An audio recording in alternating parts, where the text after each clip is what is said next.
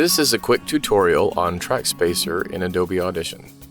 I have opened a VO track and a music track.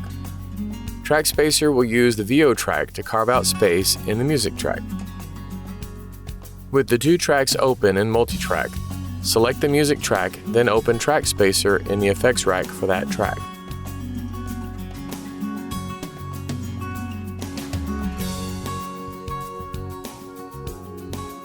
You can close the TrackSpacer window for the next step or leave it open.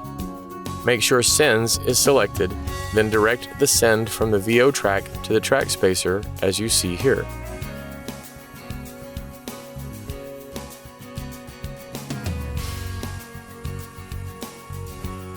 Now TrackSpacer will use the VO frequencies to create space in the music track so the VO can be heard clearly without having to lower the volume of the entire music track.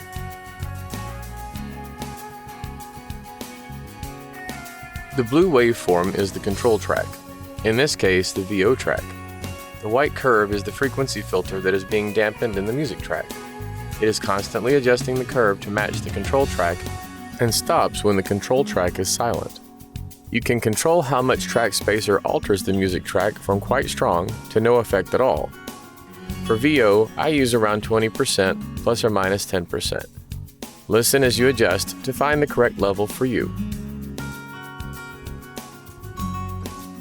You can reduce the frequency range of the notch out with either or both of the pass filters. This option is not necessary for a VO track. It is often used when TrackSpacer is carving out space from one instrument using another instrument in a music mix. I hope you find this tutorial useful.